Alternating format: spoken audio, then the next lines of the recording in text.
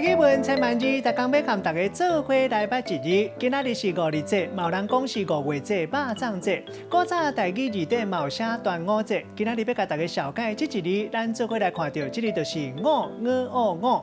读五这是读文音，五就是地支排第7，12生肖代表相马。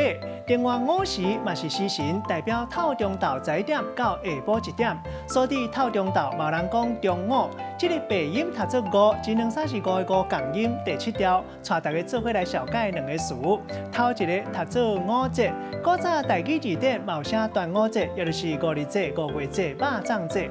第2个词就要读做午时水，这个词真特别，一般咱拢是读文音读午时，要毋过若是午时水，就惯是读白音，可能就是因为5日节这个5影响的关系，5日节啉午时水安尼较好记。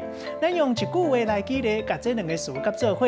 譬如讲5日节，冇人讲端午节，这一天有真侪民间风俗，有人惯是灌古井水来做午时水，传讲啉了后会当解运招财、趋吉避凶。要毋过现代医学建议讲，水也是爱先好滚才来啉，安尼较卫生。今仔日小解这一日读做5，这是文音；另外白音读做5，提供予观众朋友来参考。